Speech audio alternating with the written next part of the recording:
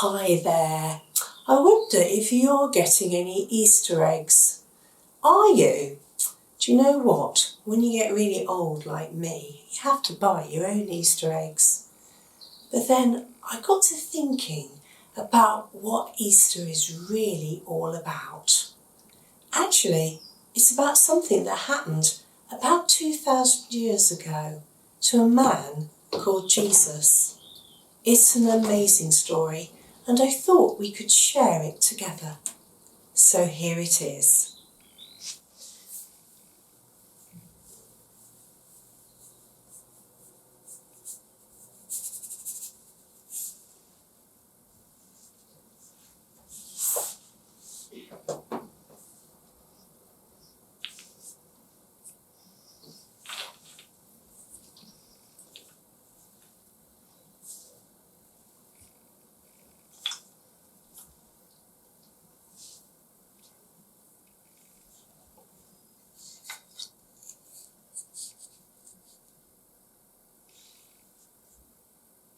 A man is waiting. It's night time. His friends are sleeping on the ground nearby. A nightingale sings. The breeze moves through the trees. It's peaceful. The man isn't at peace. He knows. He knows that soon soldiers will come with swords and spears, and they'll arrest him and hurt him and beat him and kill him. So the man prays, "Please, Lord, please, God, help me, please, God." The man could say no, but he chooses to say yes. Yes, I will go. I will be the sacrifice. I will do this thing that someone has to do, that only I can do. I wonder who the man is. Then the soldiers do come with swords and spears, and they surround the man, and his friends, who are really frightened, run away. Well, not all his friends. One of his friends comes with the soldiers. He's called Judas, and he greets the man with a kiss of friendship. But this kiss is not friendship at all. No, it's a way of pointing the man out to the soldiers so they know who he is, of pointing him out. It's Jesus. That's the one. That's Jesus. Judas has taken 30 pieces of silver as payment to show the soldiers who Jesus is. That's the price of his friendship. And the soldiers take Jesus away. They take him to a man called Pilate. He's the Roman governor. He questions Jesus. Questions, all night long questions, and Jesus is so tired. Pilate says, "I don't think he's guilty." But he gives Jesus back to the soldiers, and the soldiers beat Jesus and hurt Jesus. They mock him. They take a crown of thorns and they squash it on his head. it really hurts. By morning time, Jesus is bruised and bleeding. Pilate takes Jesus out onto the front steps in front of the palace. There's a crowd who've gathered. Pilate says to them, "What shall I do with this man?" Jesus' enemies have been amongst the crowd, and now they start to shout, "Kill him, crucify him." Then they all join in, "Kill him, crucify him." The crowd raises their fists and shouts, "Kill him, crucify him." And Pilate's worried they'll get out of hand. He takes a bowl of water and he washes his hands and says, "This man's blood is not on my hands." But it's Pilate who signs the death warrant. And Jesus is taken away to be crucified. The soldiers take a cross made of wood, and they make Jesus carry it all the way round the city. It's heavy and it has splinters in that cut into his back.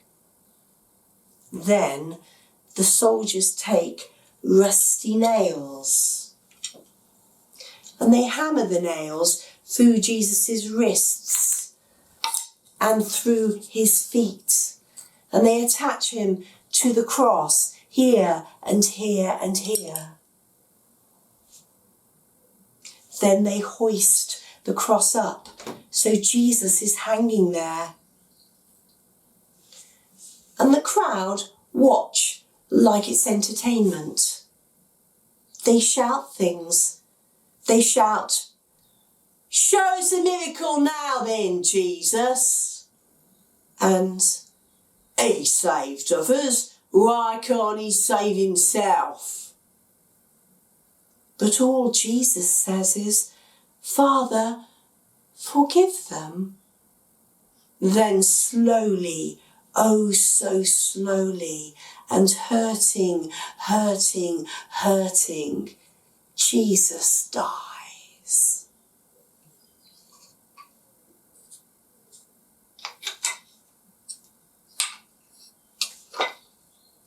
And the crown of thorns, and the nails, and the cross. That's the price Jesus paid for our friendship. This is the Friday night. Now it's Sunday morning. They've taken Jesus' body away and they've put it in a tomb. A tomb is a bit like a cave. And this tomb, this borrowed tomb, is in a garden. It takes several men to put a big stone in front of the entrance to the tomb.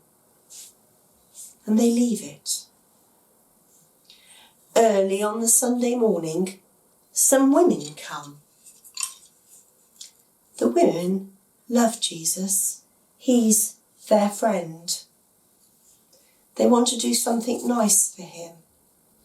So they bring with them a beautiful jar of perfumed ointment. They want to put it on Jesus' body to make it nice.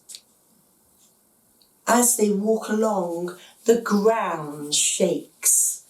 And when they come to the tomb, the stone across the front of the tomb has been moved. One of the women runs in and looks. Jesus' body has gone. The women are so upset.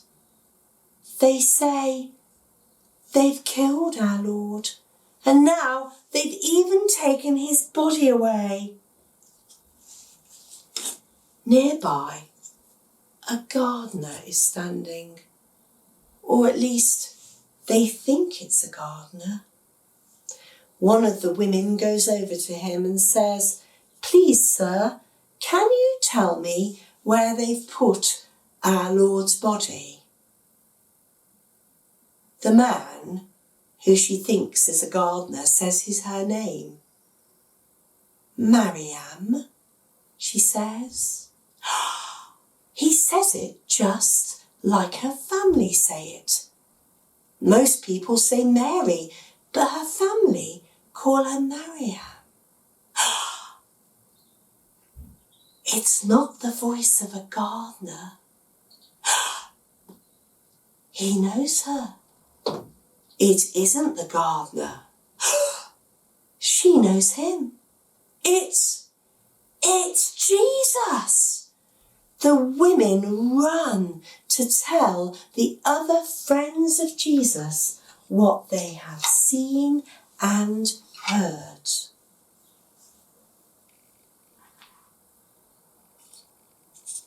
Our world can be a dark place,